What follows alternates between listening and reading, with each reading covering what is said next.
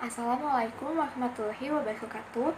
Kami dari kelompok 4 dengan anggota IDCIU Dikitias, Angela Diana Martasari, Desi Fitrianingsi, Ramha Novianti, dan Taufik Ismail Fadila akan membawakan materi biogeografi mengenai perubahan bumi dan dinamika biogeografi. Subbab materi yang akan dibahas ada 7.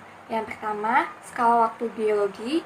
Kedua, the theory of continental drift. Ketiga, sejarah tektonik bumi. Keempat, iklim dan konsekuensi biogeografi dan lempeng tektonik. Kelima, tingkatan dan penyebab glasiasi. Keenam, pengaruh terhadap daerah yang tidak terjadi glasiasi.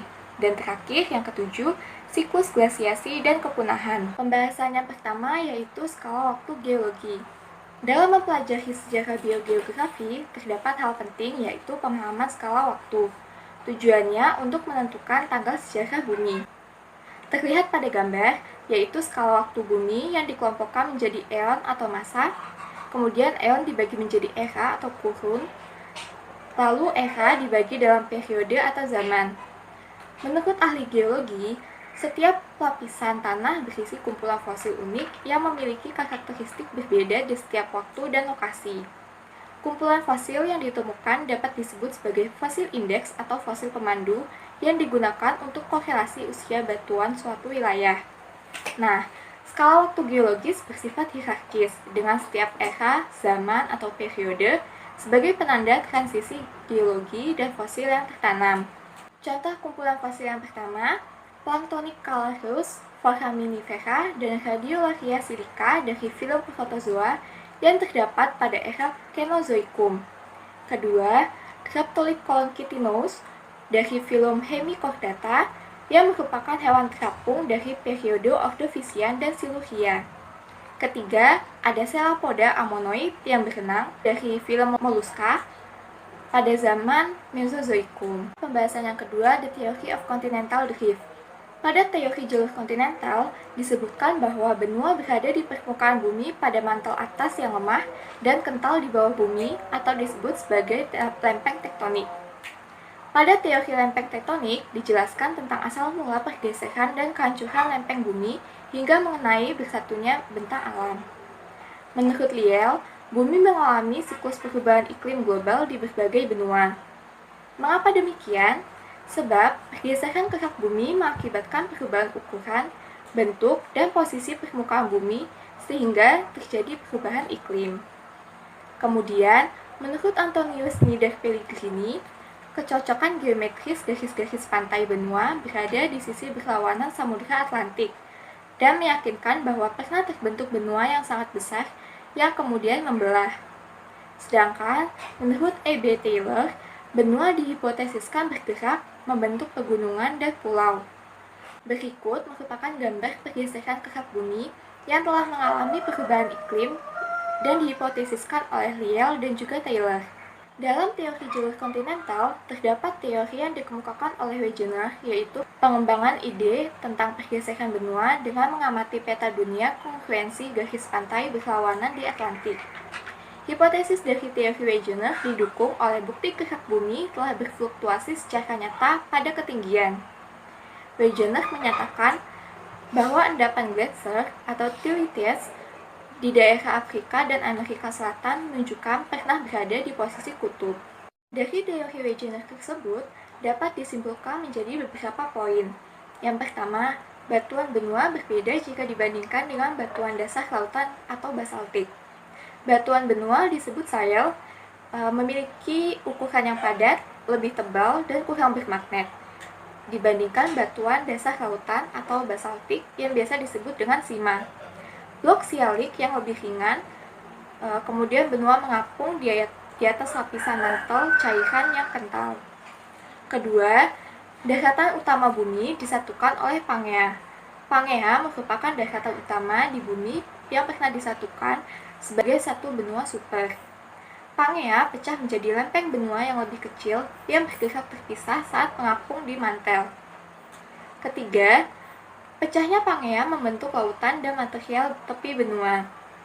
Pecahnya Pangea dimulai sebagai lembah keretakan yang secara bertahap melebar menjadi lautan, tampaknya dengan menambahkan material ke tepi benua. Punggungan Samudra Tengah menandai tempat benua yang berlawanan pernah bergabung dan palung samudra terbentuk saat blok benua bergerak. Distribusi pusat gempa utama dan wilayah vulkanisme aktif dan orogeni atau bangunan gunung terkait dengan pergerakan balok-balok ini. Keempat, benua mempertahankan garis awal dan pegunungan sebagai margin blok benua, kecuali di wilayah bangunan pegunungan, sehingga cara benua pernah bergabung dapat dilihat dengan mencocokkan marginnya saat ini. Kelima, laju pergerakan untuk daratan tertentu berkisar antara 0,3 dan 36 meter per tahun. Yang tercepat adalah Greenland, yang mungkin telah terpisah dari Eropa hanya 500.000 hingga 100.000 tahun yang lalu. Gagasan Wegener jelas bersifat profetik dan menjadi dasar teori modern pergeseran benua dan lempeng tektonik. Namun, terlepas dari argumennya yang meyakinkan dan gigih, continental drift tidak diterima secara umum sampai awal 1960-an. Ilmuwan lain menentang teori Wegener dengan alasan yang jauh lebih objektif dan dapat dipertahankan. Teori Wegener menderita setidaknya 4 kekurangan dalam teori yang ia buat, yaitu sebab yang pertama, teori Wegener banyak menentang paradigma lama tanpa menyertakan bukti geologi. Kedua, banyak memiliki kesalahan faktual dan ketidakkonsistenan. Misalnya, Wegener mengusulkan agar lempeng-lempeng bergerak dengan kecepatan yang sangat tinggi, secepat 36 meter per tahun. Teorinya mungkin jauh lebih cocok jika perkiraannya lebih dekat dengan apa yang sekarang kita yakini benar, yaitu tingkat 2 hingga 12 cm per tahun. Ketiga, kurangnya pemikiran kritis dan masuk akal. Teori Wegener tidak memiliki mekanisme yang masuk akal. Wegener dan pengikutnya harus mengumpulkan lebih banyak bukti dari berbagai disiplin ilmu geologi dan biogeografi untuk menguji model mereka. Yang keempat, tidak terselesainya ekspedisi verifikasi teori. Sebab, menurut pengamatan Pascual Jordan, telah terjadi kecelakaan tragis yang menimpa Wegener, yaitu Wegener tewas dalam badai salju saat ekspedisi Greenland yang ia lakukan untuk memverifikasi teorinya. Butuh waktu lebih dari 5 dekade bagi para ilmuwan meyakinkan teori jalur kontinental, khususnya teori yang dikemukakan oleh Wegener. Oleh Schneider Pellegrini, ia mengamati dan membantu menemukan bukti kesesuaian Pangea dengan cara rekonstruksi, yaitu penggabungan teknik pemetaan komputer dan analisis benua. Hasil pemetaan topografi laut yang dilakukan oleh Schneider juga perlahan terakumulasi dengan baik, sehingga hal tersebut mendukung dan meyakini adanya teori pergeseran benua seperti yang dikemukakan oleh Wegener.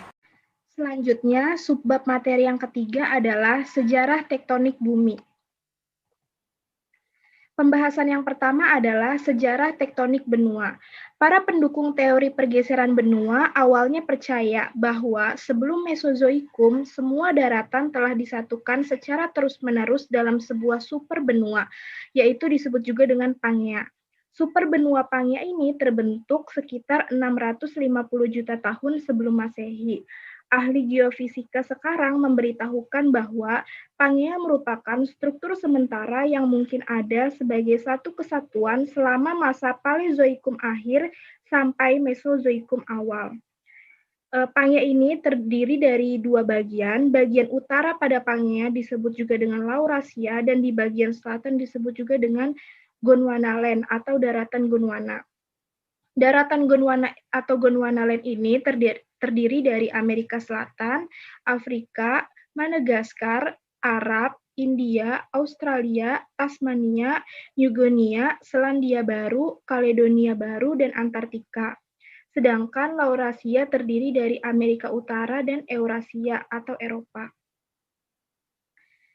Kemudian daratan Gondwana ini mulai bergerak ke arah utara dan bersatu dengan Old Sandstone Continent sekitar 300 juta tahun yang lalu sebelum Masehi. Kemudian pada 270 juta tahun sebelum Masehi terbentuklah pegunungan Ural akibat bertemunya daratan Asia dan Eropa. Selanjutnya juga Asia Timur dan beberapa pulau besar juga ikut menyatu pada akhir Permian, sehingga Pangea membentuk daratan besar yang membentang dari kutub ke kutub. Pembahasan selanjutnya yaitu perpecahan daratan Laurasia. Perpecahan Pangea ini terjadi sekitar 180 juta tahun sebelum Masehi.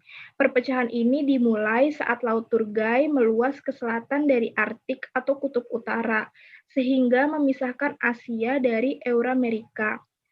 Selanjutnya ada Laut Shallow yang memisahkan Amerika Utara bagian barat dengan Eropa dan Amerika Utara pada 100 juta tahun sebelum Masehi.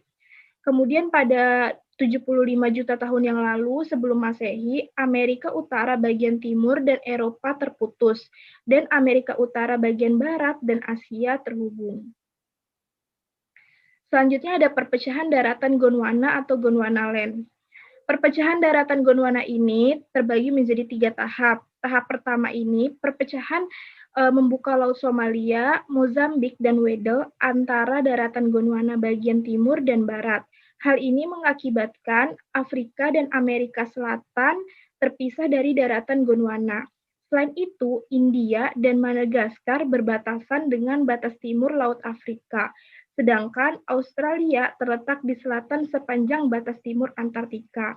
Kemudian di tahap kedua ada Afrika dan Amerika Selatan yang berpisah.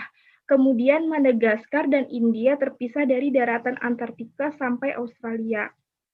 Kemudian di tahap ketiga ada Madagaskar dan Kepulauan Seychelles berpisah dari India. Kemudian India bersatu dengan Eurasia.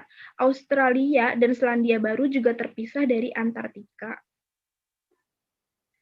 Selanjutnya, ini adalah gambar yang menunjukkan tahapan dalam perpecahan Gondwanaland atau daratan Gondwana. Seperti yang telah saya sebutkan sebelumnya. Dari gambar A yang terlihat itu belum terjadi perpecahan, kemudian gambar B dan C sudah mulai terjadi pergeseran, hingga gambar D yang terlihat sudah terjadi perpecahan yang cukup signifikan. Selanjutnya, subbab materi yang keempat adalah iklim dan konsekuensi biogeografi dari lempeng tektonik. Lempeng-lempeng baru telah bermunculan seiring waktu geologis. Dalam catatan, lempeng-lempeng ini mempunyai bentuk yang bervariasi dan terpisah-pisah. Banyak lempeng yang terbagi-bagi oleh laut dangkal yang luas dan di dalamnya terdapat keanekaragaman laut yang menakjubkan terisolasi atau terpisah. Bahkan selama akhir Permian, ketika sebagian besar daratan bersatu, pegunungan yang luas di sepanjang lembah konvergensi antara daratan Gondwana dan benua batu pasir tua Laurasia mungkin telah secara efektif mengisolasi biota masing-masing. Konsekuensi biografis dari peristiwa lempeng tektonik ini sebenarnya sangat banyak, tetapi sebagian besar berasal dari efek pergerakan lempeng pada area daratan dan cekungan laut, pada isolasi dan peluang untuk pertukaran biotik atau lebih tidak langsung yaitu pada iklim regional maupun global. Berikutnya saya akan menjelaskan mengenai tingkatan dan penyebab terjadinya glasiasi. Tingkatan penyebab peristiwa glasiasi pada era Mesozoikum dan awal Kenozoikum, iklim global relatif hangat dan seimbang.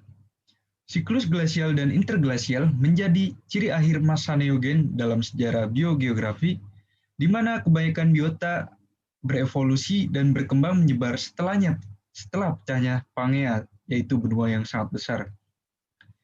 Bumi mengalami glasial dan interglasial.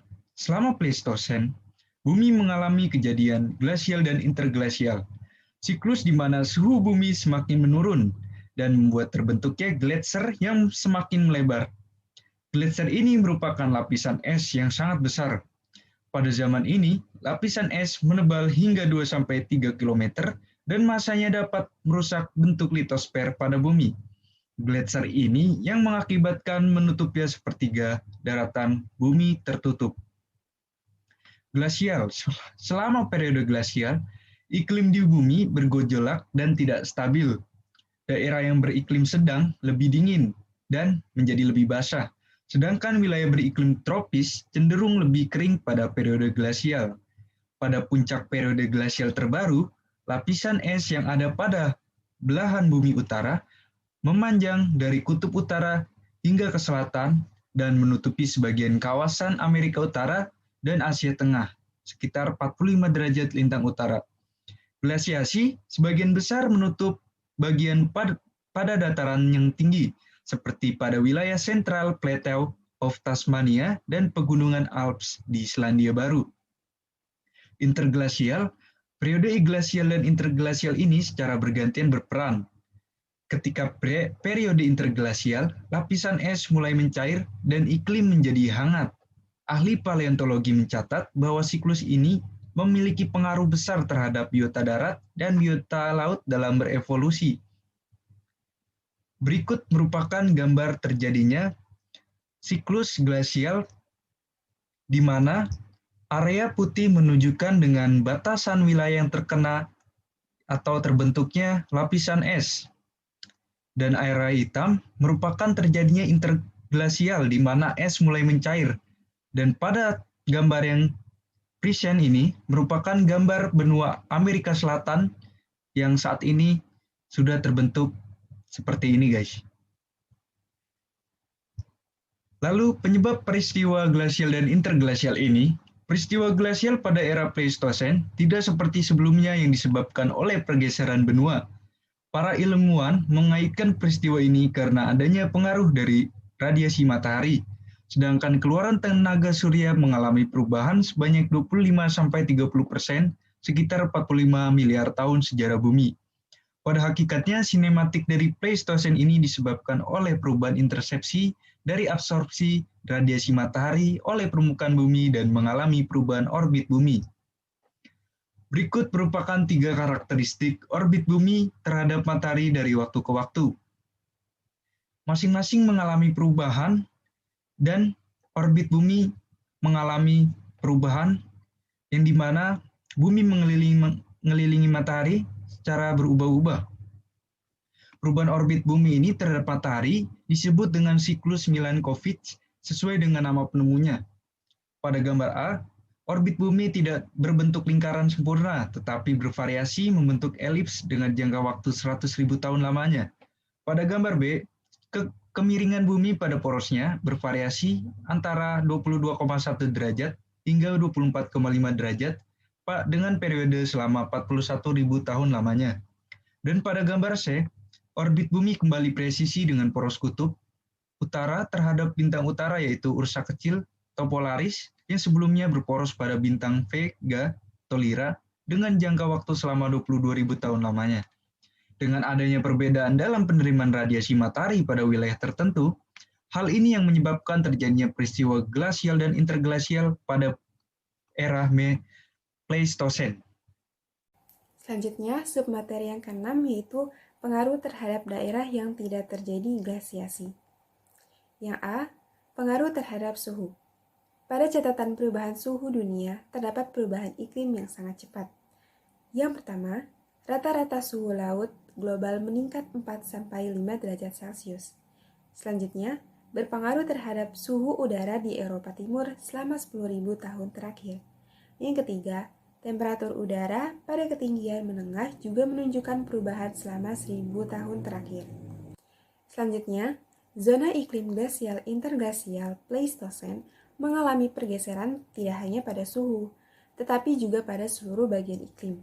Selama periode glasial terbaru, sebagian besar wilayah non-glasiasi mengalami penurunan suhu udara berkisar antara 4-8 derajat Celcius.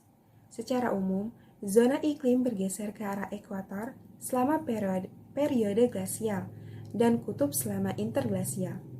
Pola pergeseran akan dipersulit oleh konfigurasi dan posisi darat dan laut, serta efek gabungan dari gletser, lautan terbuka, dan daratan pada pola sirkulasi atmosfer. Yang kedua, pengaruh terhadap permukaan air laut. Peristiwa glasiasi selama periode Pleistosen menurunkan ketinggian permukaan air setinggi 100-160 meter. Hasilnya, banyak biota yang terisolasi karena pembatas di laut tersebut. Akibatnya, banyak kawasan darat dan biota yang sekarang diisolasi oleh penghalang samudra yang terhubung selama glasial maksima. Pada gambar A, yaitu Beringnya menghubungkan Amerika Utara dan Asia. Pada gambar yang kedua yang di bawah, gambar B, banyak pulau di Indonesia yang terhubung ke daratan Asia dan Australia. Garis Wallacea menandai pembagian antara biota Asia Tenggara dan Australia, bertepatan dengan pembagian antara daratan glasial. Selanjutnya, Yang C, pengaruh terhadap biota terestrial. Yang pertama, secara umum biomasa telah bergeser dari 10 derajat ke 20 derajat di lintang antara periode glasial dan interglasial. Penurunan suhu selama pertengahan Kenozoikum diikuti oleh pembalikan iklim yang berulang dan dramatis selama masa Pleistosen, yang mana mengakibatkan komunitas dan kumpulan tanaman dan hewan yang mungkin bertahan selama puluhan juta tahun selama Mesozoikum menjadi terganggu atau punah. Namun, pada periode glasial terbaru, kepunahan hewan dan tumbuhan relatif sedikit. Selanjutnya, menurut Friendly tahun 1979 mengatakan bahwa di Afrika, Amerika Selatan, Indomalaya, dan New Guinea, zona vegetasi pegunungan tertekan dengan jumlah yang hampir sama, yaitu 1000 sampai 1500 meter pada waktu yang kira-kira sama. Tepat di selatan New Guinea, Queensland, di timur laut Australia menunjukkan perubahan yang luar biasa dan cepat, yaitu dari hutan sklerophyllus menjadi hutan hujan. Selanjutnya pada gambar di samping, pergeseran batas ketinggian atas hutan tropis di 3 wilayah, yaitu Amerika Selatan, Afrika Timur, dan Papua Nugini selama 33.000 tahun terakhir, yaitu pergeseran ketinggiannya sama.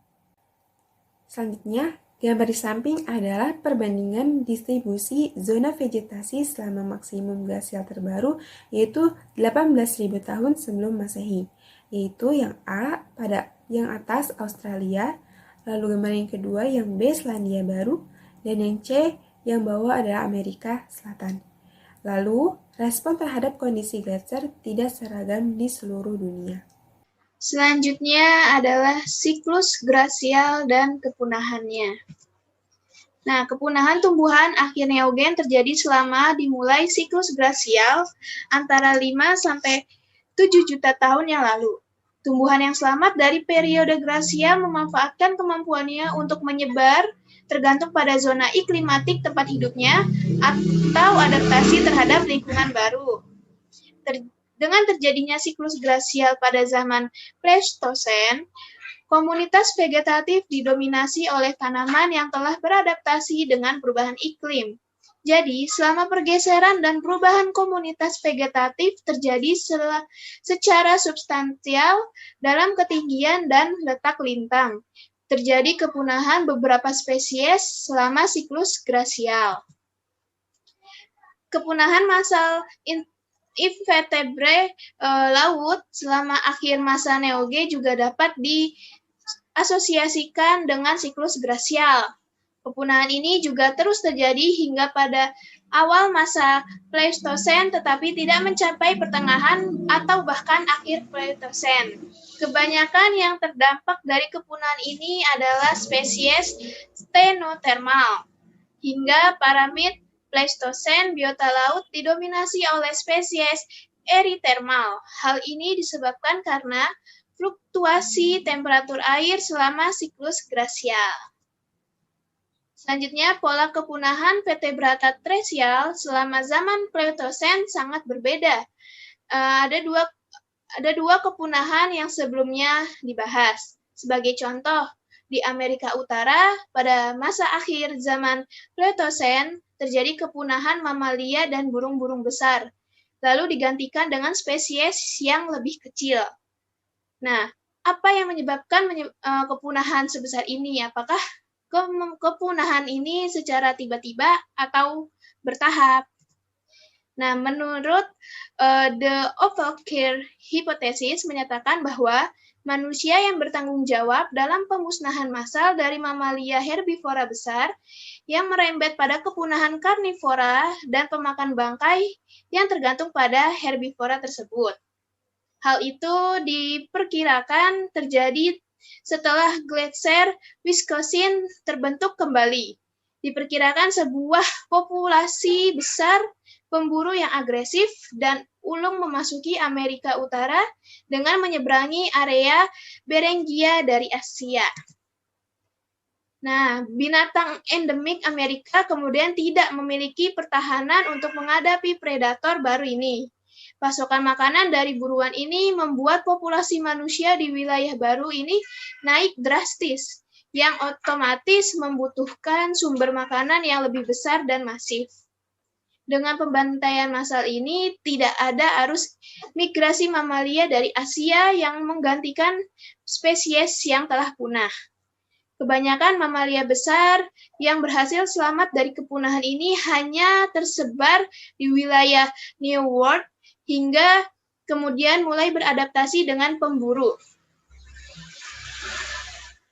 Overkill hipotesis tidak serta-merta membuktikan kepunahan hewan selain herbivora. Sementara kepunahan pada akhir Pleistocene melibatkan banyak tipe makhluk hidup yang berbeda. Bersama dengan itu, kepunahan tercatat mulai terjadi sebelum kedatangan manusia. Selanjutnya, penjelasan alternatif terkait kepunahan Pleistocene. Nah, beberapa ilmuwan mengatakan bahwa perubahan iklim yang terjadi yang dapat menjadi faktor langsung dari kepunahan. Kepunahan mamalia pada zaman Pleistocene tidak terbatas pada periode 12.000 hingga 10.000 tahun saja, namun menjadi bagian dari sebuah seri yang berlanjut setelah akhir zaman Cenozoik. Beberapa peristiwa kepunahan memberi hasil hilangnya populasi mamalia yang berukuran kecil, yang kurang dari 1 kilogram. Selama peristiwa itu, lingkungan semakin gersang, hutan yang terganti dengan rerumputan. Sekian, terima kasih.